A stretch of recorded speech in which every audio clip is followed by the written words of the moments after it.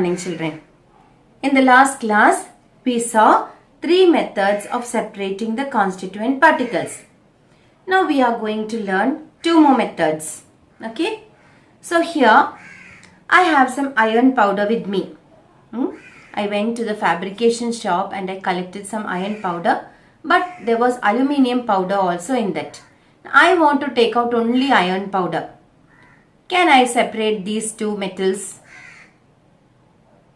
How can we separate these two metals? Earlier, in the last class, we learnt about filtration, evaporation and decantation. Can we use this method to separate the iron from the aluminium powder? We know we can't, isn't it? Because there a liquid and a solid is a mixture. So we can use any of these methods to separate that. But here a metal is mixed in a metal. So here we cannot use those methods of filtration or decantation, isn't it? So what method can we use here? In your textbook, they have given you certain things.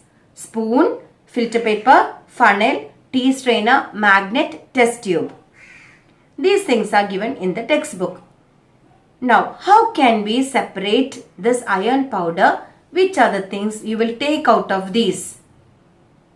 Yes, you will first say a magnet because we have already learned that in the magnets lesson, isn't it? And some of you have done this method to get the iron powder from the metal shop. Haven't you done that? Yes, so we know that it is very, very easy. So what method is used there? Using a magnet, we can separate the iron powder from aluminium because aluminium will not stick with the magnet. You can separate it easily. Okay. So here, what property of iron powder was used to separate in this case? Yes, we know that the iron powder it is a magnetic substance. It can attract on a magnet. So that property of attraction of a magnet on a magnet is used to separate the iron powder. Now look at these four pictures which are given in your textbook. One is, you can see it is a mill. Okay. And there, what is he doing there?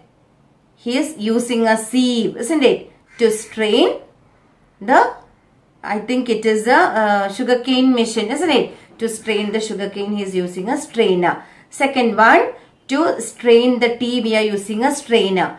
In the third one, you can see two ladies standing there. This was done in the earlier periods where the wheat, the paddy is collected from the paddy fields, and to separate the rice from the paddy, they use a big sieve, moram what you say, to separate the rice husk from the rice. Okay, so that is another method. Next one is, you are making a lime juice there. So how can you separate that? Then you have seen your mother straining the rice, isn't it? Why do we do that? To take the good rice and the stones and all to separate, you have to see. So these are all the different types of things that is we are always familiar with. So this is how we can separate different mixtures. So all these things are instances which we already know, and we come across these things in our daily life. So these are the different methods in which we can separate constituent particles. Now, we know about extraction of coconut oil. Haven't you seen? From where do we get coconut oil? From the coconut. If you have a lot of coconuts at home, what do we do to get the coconut oil?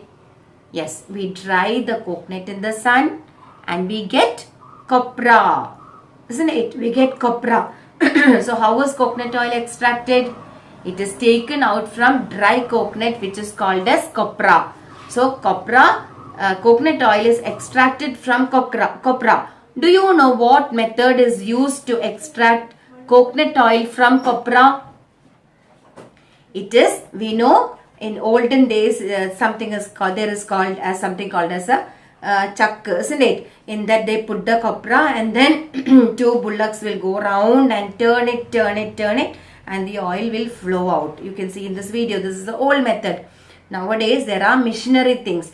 This method of pressing it tightly and churning it and extracting the oil is called as centrifugation. What is it called? Centrifugation. You must have seen this method in hot climates on roadsides. People will be giving you carrot juice and musambi juice and pineapple juice using a small machine. In that, when you push it, it turned fast and then you get the extracted juice. That method is called as centrifugation. It is called as centrifugal force. Okay, this method is called as centrifugation because it is churned fast and the liquid is extracted from that. So this is also a method of separation. Now look into the last picture there. A house is there, a well is there and a septic tank is there. What is a septic tank? From the toilet, what goes into is called as a septic tank. Now in a well, okay, does the water from the septic tank get inside, mixed with the sand and get inside the into the well? Why is the water in the well clear? Water in the well is deep underneath, under the soil we are getting the water, isn't it? Why is the water in the well very clear? Yes, because the rainwater which falls on top, the rainwater is the one which we are getting from the well. That is called as underground water.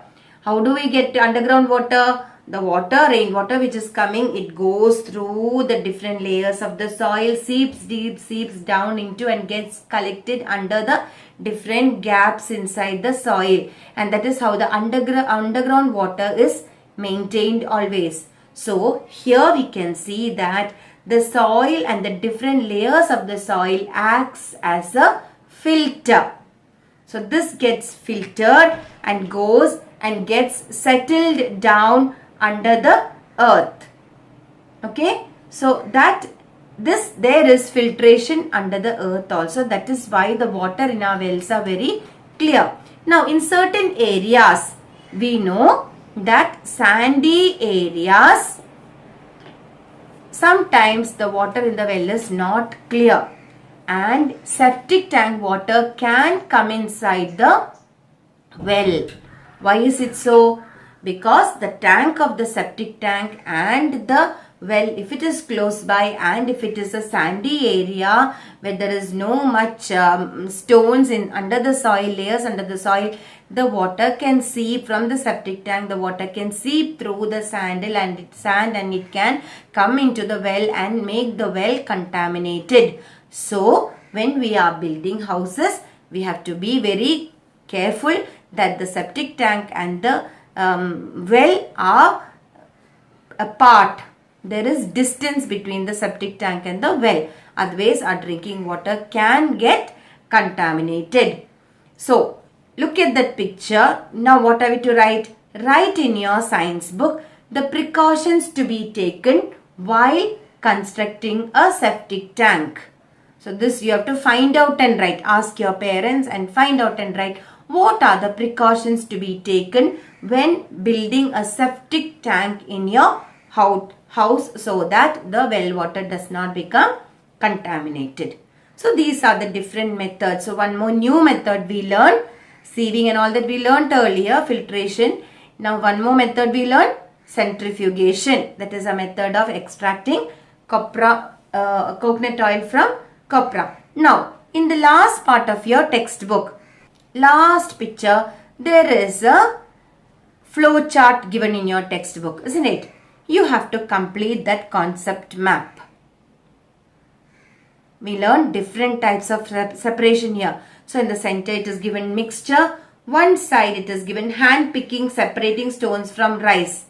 So we know in the rice if there are stones, what do? We pick with the hand, isn't it? And throw it away. So that is one method of separation.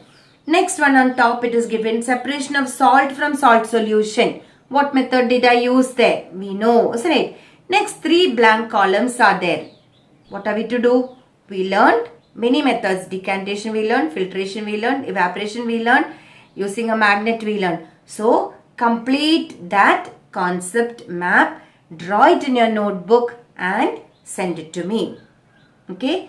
Now look into the let us assess.